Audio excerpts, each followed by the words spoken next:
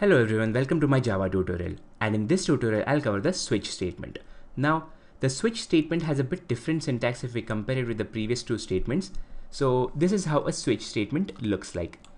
Now this is the switch keyword, which is followed by round brackets, and inside that we pass some value, and this is the body of the switch statement. Okay, now as you can see in the body there are different cases, okay, and each case is identified by a label. Okay, now this label can be anything. It can be an integer, it can be a character, it can be a string, it can be anything.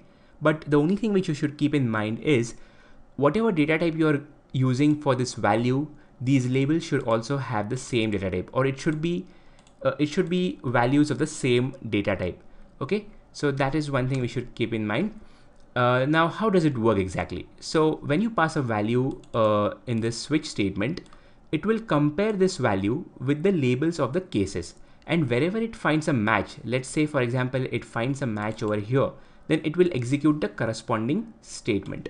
Now again, this is only one statement. There can be a lot of statements over here. It can be an entire block of code. So the thing is, wherever it finds a match, it will execute the corresponding code. And let's say if we pass a value which is not present in any of the cases, okay, so if it doesn't find a match in any of the cases, then it will directly jump to the default case. Okay, so I'll explain this with an example. Let's say I take a variable option and I assign a value to it, let's say 2, and I'm passing this variable to my switch case.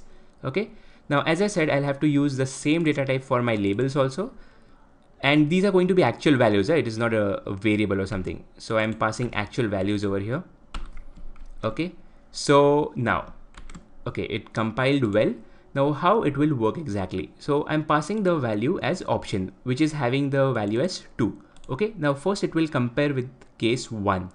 Okay, now since 1 and 2 do not match, this statement will not be executed. Then it will go to the next case.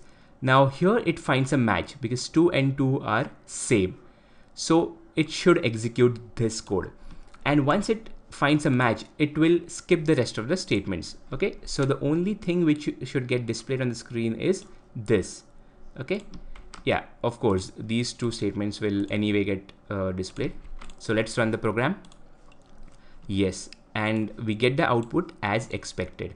Now let's try to pass some value which is not present in any of the cases. Let's say 5. So in this case it should directly jump to the default case.